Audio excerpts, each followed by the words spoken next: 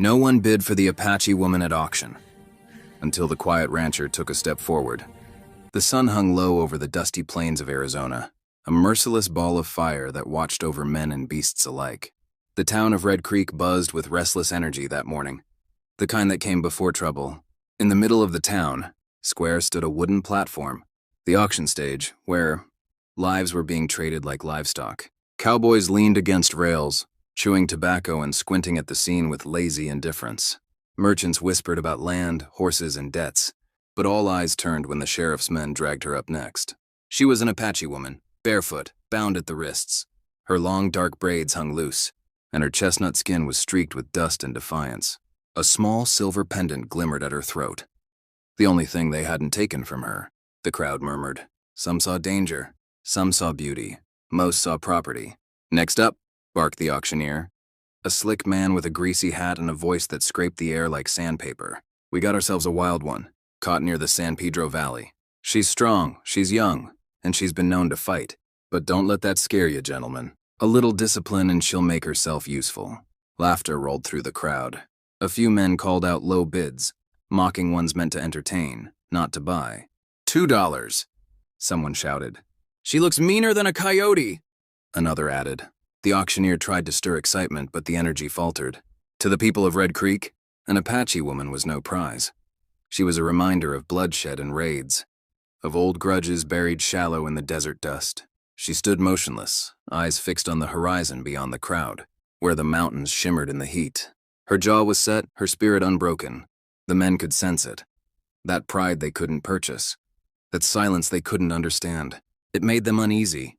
Then came a voice, low and steady. I'll take her. Heads turned.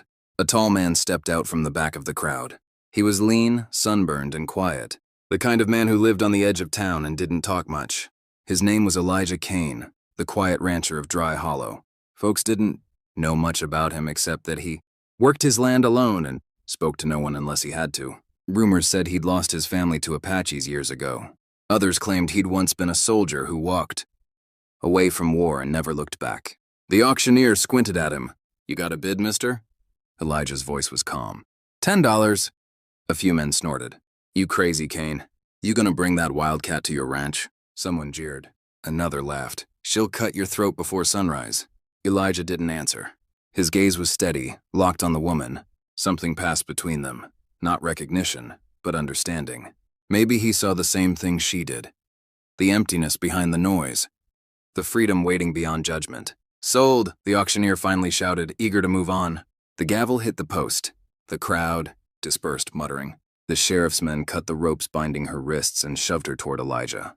She didn't flinch, though her muscles tensed as she looked up at him. Her eyes were fierce, untrusting. Elijah didn't reach for her. He simply nodded toward his horse and said, You can ride or you can walk. It's your choice. She hesitated, then swung up onto the saddle without a word. Elijah climbed up behind her, took the reins, and turned toward the long road west.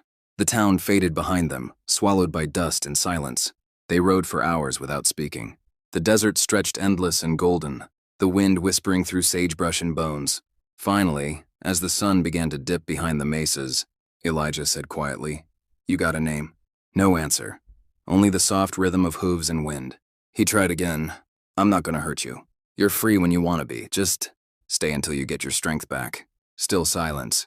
But she turned her head slightly, watching him from the corner of her eye, measuring him like one would a rattlesnake. Dangerous. Unpredictable, but maybe not an enemy. When they reached his ranch, she slid off the horse and stood still, taking in the vast stretch of land, the corral, the old cabin, the well. She didn't say a word. Elijah untied his horse, filled a tin cup with water, and handed it to her. There's food inside, he said simply. You can rest if you want. She didn't move, didn't drink. Just stood there under the dying sun, the sky bleeding into twilight. Finally, she whispered her name. Nayeli. Elijah nodded. Nayeli, he repeated softly, as if committing it to memory. The wind carried the name across the open plains like a promise. That night, while the desert cooled and coyotes cried in the distance, Elijah sat by the porch, staring into the darkness. In the small cabin behind him, Nayeli slept lightly, one hand near a knife she'd stolen from his table. He knew it, and yet he didn't stop her. Because for the first time in years, the quiet rancher felt something stir in the silence. Not fear, Not anger, but a fragile thread of redemption. Days passed. The rhythm of the ranch resumed, the creak of the windmill, the lowing of cattle, the hiss of the forge as Elijah repaired tools. Nayeli watched him work, silent and distant. At first she stayed near the barn, always alert, always ready to flee. But little by little she began to help, carrying water, feeding the horses, mending fences. Elijah didn't order her around. He just let her choose, and that freedom, strange as it felt, began to ease the weight she carried. One morning, Elijah found her standing at the corral, watching the sunrise spill gold over the valley. She was tracing symbols in the dirt with a stick, Apache marks, sacred ones. He didn't ask what they meant. He just watched quietly, respecting a world he didn't belong to. "You could leave," he said finally. "You know that, right?" Nayeli looked at him, her eyes sharp as flint. "And go where?" "The white men hate me. My people think I'm dead. Out there, I'm a ghost." Elijah nodded slowly. "Then stay here as long as you need." She tilted her head, studying him. "Why did you buy me?" He paused, the question slicing through the silence. "Because I couldn't stand watching them treat a person like a thing," he said. "That's all." Nayeli didn't respond, but something shifted in her eyes. Not trust, but the faintest spark of understanding. Weeks turned to months. The ranch began to change. The land grew greener after a rare rainstorm. Flowers returned to the edges of the dry creek. And somehow, laughter, soft, hesitant laughter, began to echo between the walls of the lonely cabin. Nayeli taught Elijah words from her language. He showed her how to shoot straight and ride faster. Two broken souls building something wordless and real in the middle of nowhere. But peace never lasts long in Red Creek. One evening, dust clouds rose from the road. Riders, 6 men armed and angry. They were bounty hunters, drawn by rumors that the rancher was harboring an Apache fugitive. Elijah stepped out to meet them, his rifle steady but his voice calm. "She's not a fugitive," he said. "She's under my protection." Their leader spat. "You protecting savages now, Kane? You know the price for that?" Nayeli appeared at the door behind him, her eyes blazing. She knew these men. They were the same ones who'd sold her. Rage flared in her veins, hot and pure. The first shot cracked the air. Then another. The ranch erupted into chaos. Dust, gunfire, shouts. Elijah fired back, precise and deadly. Nayeli grabbed his second rifle and joined him, her aim sure.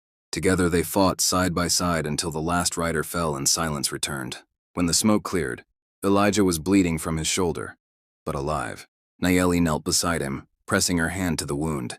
Their eyes met. No words, no walls, only truth. From that day forward, they weren't captor and captive. They were survivors, bound by the desert and the fight that made them equals. Red Creek whispered about them.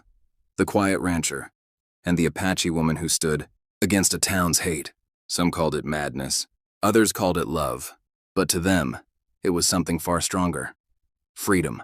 And though the world beyond still burned with prejudice and greed, on that lonely stretch of land where dust met sky, Elijah Kane and Nayeli built something the world had forgotten.